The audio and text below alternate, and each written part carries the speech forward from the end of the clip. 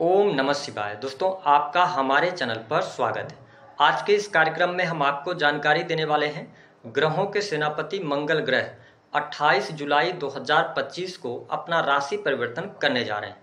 तो मंगल के राशि परिवर्तन का प्रभाव वृश्चिक लग्न या वृश्चिक राशि वालों पर किस प्रकार से पड़ने वाला है, आने वाले 45 दिनों में मंगल के गोचर के कारण आपके जीवन में किस प्रकार की परिस्थितियों का निर्माण होगा, कौन से ऐसे रुके कार्य हैं जो निश्चित तौर पर आपके गतिमान होंगे और किन क्षेत्रों में आपको सावधानी रखनी है, विस्तार से इस वीडियो में हम चर्चा करेंगे। आइए सबसे पहले ये जानते हैं कि मंगल का गोचर कब से लेकर कब तक के लिए हो रहा है। तो वृश्चिक राशि वालों, मंगल ग्रह 28 जुलाई 2025 को सूर्य की सिंह राशि को छोड़कर बुध की यानी कि अपने शत्रु राशि में ये प्रवेश करेंगे और आगामी 13 सितंबर 2025 तक मंगल कन्या राशि में ही गोचर करने वाले हैं।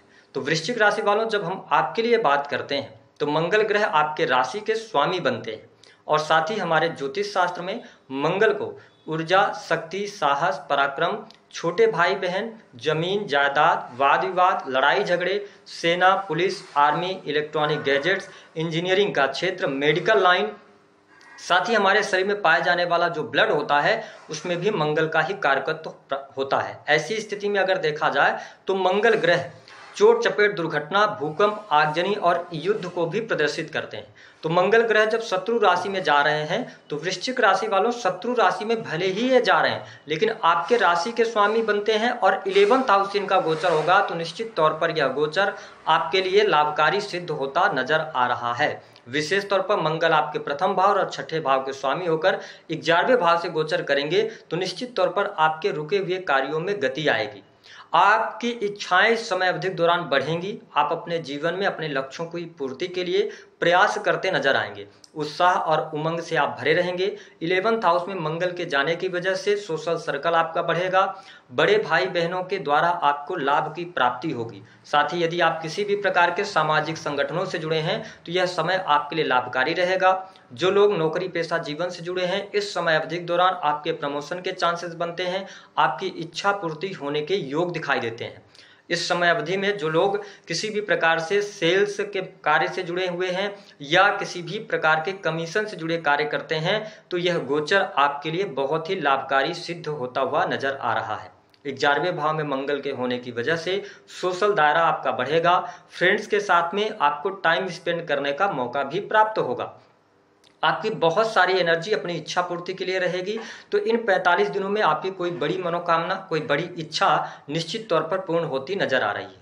देखिए, मंगल की जो दृष्टि का प्रभाव है, मंगल चौथी दृष्टि से आपके दूसरे घर को देख रहे हैं जहां पर धनु राशि आती है। तो ऐसी स्थिति में अगर देखा जाए तो निश्चित तौर पर आपके बैंक बैलेंस में वृद्धि होगी।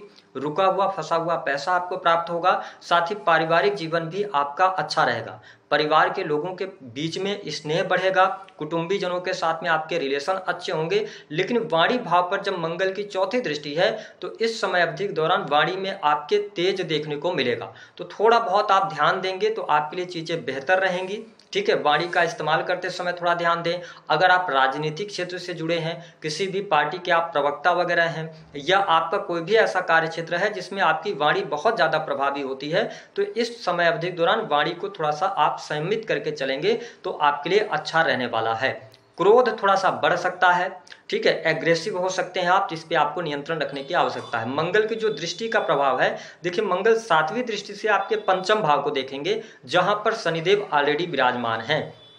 तो जो लोग प्रेम संबंधों में हैं, प्रेम संबंधों में कहीं ना कहीं से थोड़ी सी दुराव की स्थितियां बनेंगी या ब्रेकअप जैसी संभावनाएं बनेंगी। तो प्रेम संबंधों में बहुत सहज और सतर्क होकर चलने की आवश्यकता रहने वाली है। इस समय अवधि के दौरान आप प्रेमी प्रेमिकाओं के बीच में एक दूसरे को लेकर बहुत ज्यादा पजेसिव होते हुए दिखाई देंगे। हालांकि जो माताएं बहनें गर्भवती हैं उनको थोड़ा सा ध्यान देने की आवश्यकता है क्योंकि मंगल की 7वीं दृष्टि शनि पर पड़ेगी और शनि ग्रह रोग कारक ग्रह हैं। तो और साथ ही पंचम भाव आपके पेट का भाव होता है, गर्भ का भाव होता है। तो इस समय अवधि के दौरान थोड़ा सा जो माताएं बहनें गर्भवती हैं उनको अपने सेहत का ध्यान रखना पड़ेगा, उचित खान पान लें और पर्याप्त नींद लेंगे तो आपके लिए अच्छा रहेगा। वही स्टूडेंट विद्यार्थियों के लिए मंगल का यह गोचर किसी वरदान से कम साबित नहीं होगा।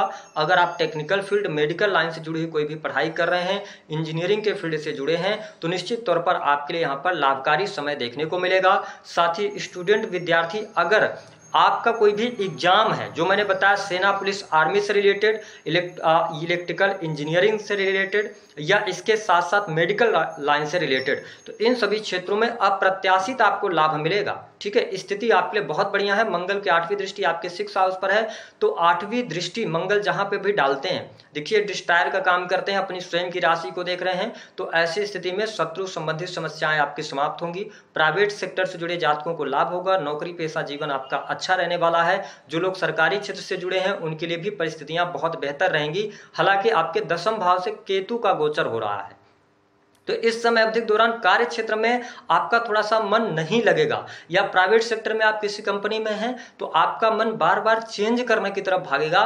तो अगर आपको अवसर मिलता है तो इस समय अवधि के दौरान आप चेंज कर सकते हैं। जो लोग विदेशी भूमि से जुड़े हुए हैं उनके लिए लाभकारी समय रहेगा। विदेश जाने का योग बनता है, विदेश से आपके लिए लाभ प्राप्ति के योग भी बहुत अच्छे दिखाई दे रहे हैं। यदि आप भूमि, भवन, वाहन से संबंधित कार्य करना चाहते हैं तो यह समय आपके लिए अनुकूलता लेकर अवश्य आने वाला है।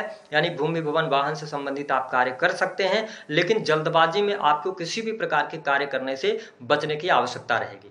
धन की स्थिति की अगर हम बात करते हैं तो धन लाभ के लिहाज से मंगल का यह गोचर बेहद ही शानदार रहेगा। आपके नौकरी पेशा जीवन से आपको लाभ होगा। परिवार के द्वारा धन की प्राप्ति हो सकती है।